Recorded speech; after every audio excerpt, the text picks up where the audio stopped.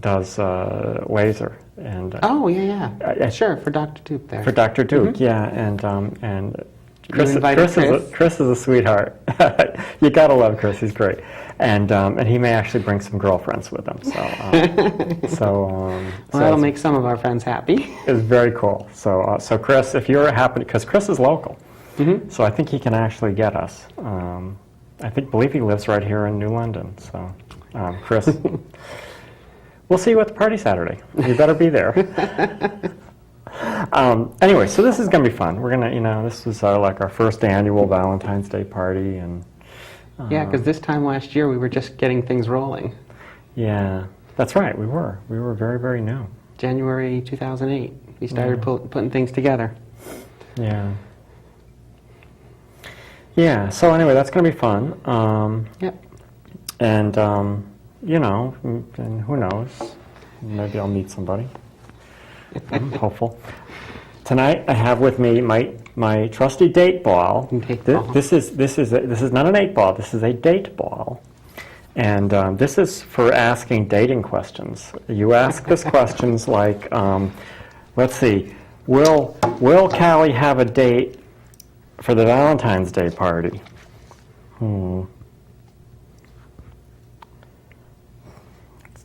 Not very. It says sure. Okay. All right.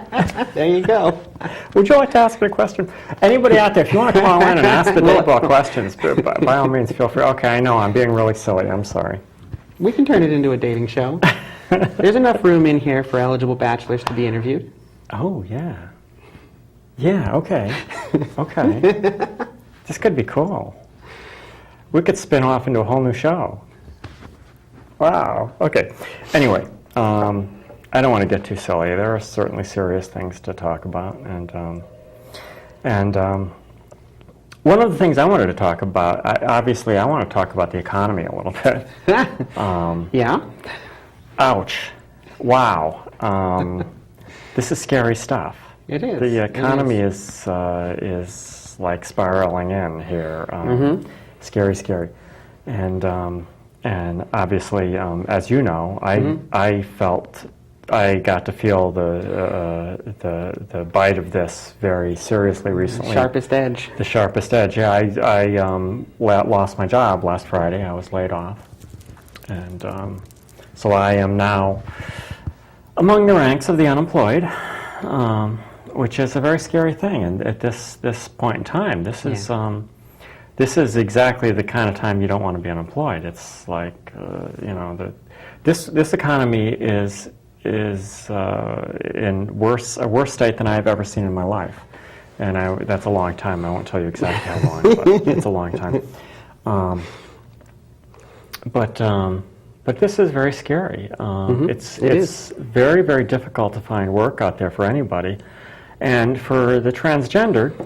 For our community, and I've seen some really scary statistics as high as 35% unemployment among transsexuals, when the national rate was like 5%, which it's not anymore. Right. I don't know what the current rate for transsexuals is, but I know it's high. I saw something the other day that made me take pause. It said that, and I'm going to get the wording wrong probably, but something around 70% of transsexuals have additional difficulties getting jobs because of their status. Yeah. That's scary. That's and if you figure in an economy like this, employers have the flexibility to pick and choose who they want. Yes, they do. Based on any criteria they want. Yeah, which means I'll never work again, probably. There was I saw a thing the other day. They had, I think like 2 openings at the Bronx Zoo or something, and they had people lined up for a mile. Well, even in Florida, they had advertised 35 firefighter positions. They had over 1,000 people show up to interview. Wow. This is scary. It is. It really is. I mean, I don't know exactly what's going to happen. I have a great deal of faith in Barack Obama. I think a very bright man, and very no-nonsense man. I've been watching him a little bit, watching his speeches, and it's like, I like this guy. Yes, yeah. He's to the point and doesn't pull any punches, and he's not fooling around. But you also get the idea that he's not doing other people's jobs for them. You know, I remember hearing some of the folks in the Senate complain that that the president wasn't there to settle the disagreements. You know, and then he had the big speech, and I'm listening to his speech, and what I'm hearing from him is, you guys figure out how to do your job and send me a bill to sign. Right, exactly. Exactly. And by the way, isn't it the vice president's job to preside over the Senate and settle these things? Only on a 50-50 split. But anyway, yeah, so I like this guy a lot. Yeah. And I really like his style. And in fact, on the drive home today, I heard one radio interview. They were talking to folks that they'd interviewed during the presidential race, during the primaries. And they were following up with these people, well, you know, with the economy and everything, what do you think now? And about half the people they had were ardent Hillary Clinton supporters. And, well, there were about 4 or 5 of them, and so 2 of them. And both of them had said, you know, I kind of regret not paying more attention to this man when he was starting out, because he impresses the heck out of me now. yeah. You know, I think maybe I had a little block that was keeping me from listening to what he was actually saying. Yeah. That's interesting, because I myself was kind of I have always liked Hillary Clinton. I have always secretly admired her, even when it wasn't popular to do that. But I definitely was a kind of a Hillary Clinton supporter. I wanted to see a woman in the White House. Yeah. And I am guilty of that myself. I was Yeah. not paying attention to Obama, and yeah, he's impressed the hell out of me. So I, you know, and I think part of it is because this is a guy that I can sort of relate to. He's you know, kind of a, you know, I mean, he's a regular kind of guy, but a very bright one, and you can sort of see that he's different, you know, in that way.